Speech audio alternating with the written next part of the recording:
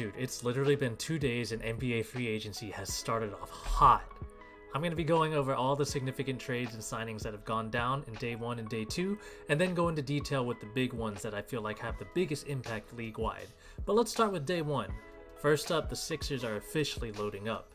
The Sixers had major issues with depth last year, and they took care of some of those issues all on the first day. They got a sharpshooter in Eric Gordon on a 1-year, $3.3 million contract, brought back Andre Drummond on a 2-year to back up their star center, then got Kelly Oubre Jr. to stay put following his first season with the franchise, but the big move was well on the way on the second day. Next up, French phenom Victor Wembanyama got a true point guard. Literally just hours after Chris Paul was waived by the Warriors, he signed a 1-year contract with the Spurs. Wemby has a veteran point guard to help elevate his game following his insane rookie year, and the CP3 Wemby lobs and pick and rolls are going to be a thing of beauty to watch this year. Spurs fans have plenty to be excited about.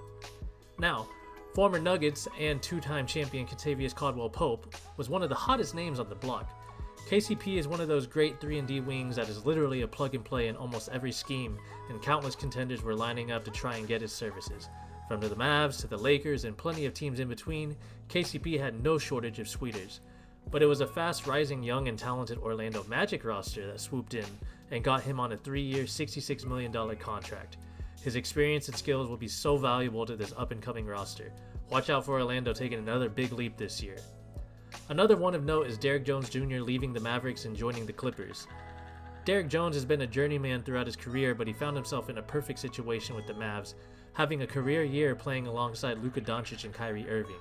But with a certain big addition coming into play for the Mavs, the high-flying swingman opted to sign his first double-digit contract with the Clippers, and the Mavs pivoted and signed former Pelicans Najee Marshall. A couple other moves of note that occurred on day 1 include Harden staying with the Clippers, the Heat bringing back Kevin Love, and forward Obi Toppin returning to the Pacers on a 4-year. But man, day 2 isn't even officially over yet, but boy has there been some insanity throughout the league already on the second day. Let's start with one of the more active teams on the second day, the Oklahoma City Thunder. Fresh off a season that saw this young team claim the number 1 seed in the West, OKC locked up 2 important players for the foreseeable future, ensuring they keep their young core intact. Both of these players had team options that the Thunder declined in order to get them signed long-term. They locked up sharpshooter Isaiah Joe for 4 years and then inked Aaron Wiggins to a 5-year contract. Both players sit at 25 and under and follow the timeline to build around Chet and SGA. But the Thunder didn't even stop there. OKC fixed one of the biggest issues last year with the signing of big man Isaiah Hartenstein, who bolted from the Knicks and got a 3-year contract worth almost $90 million with the Thunder. OKC ranked 28th in rebounding percentage last year and lacked any front court depth behind Chet, and this signing helps give the Thunder a massive defensive presence down low.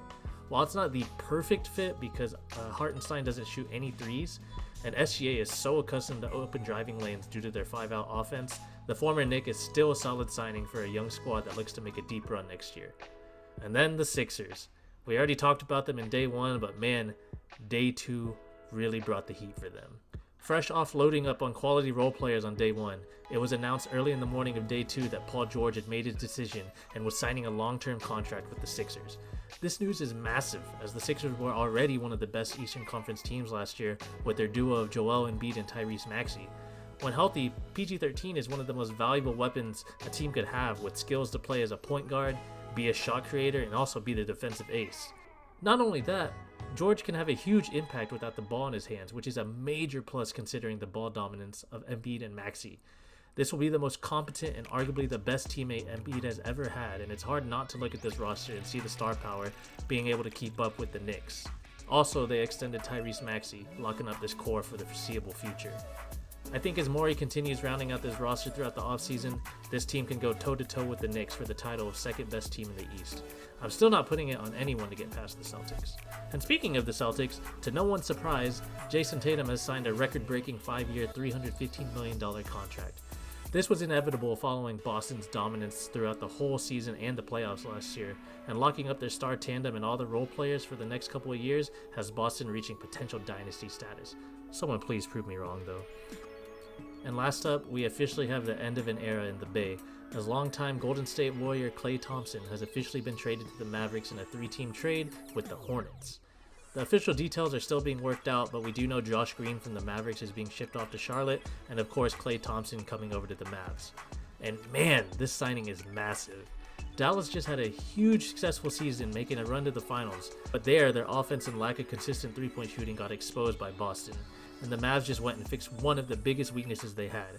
Yes, Klay is turning 35 soon, has had 2 major leg injuries in recent years, but we are still talking about one of the best pure shooters in league history. Klay is absolutely going to thrive as a third option, and the amount of open looks he is going to get fed from Luka and Kyrie is going to be absolutely insane. I mean, come on, Klay had a down year last year and still shot 39% from 3 on 9 attempts a game. We have seen literal nobodies have their 3-point percentage skyrocket playing next to Luka, and I see no other reason this won't happen to Klay. Throughout the playoffs this year, we saw teams literally just leave the Mavs role players wide open from 3, as opposing teams would just focus on shutting down Luka and Kyrie. And yes, the Mavs were able to get a couple of wins with Derrick Jones Jr. and PJ Washington randomly popping off, but both of those players were so streaky and inconsistent and disappeared completely in the finals. But Klay, even if he's nowhere near his prime, good luck on trying to leave him open if you're focused on doubling and tripling Luka and Kyrie.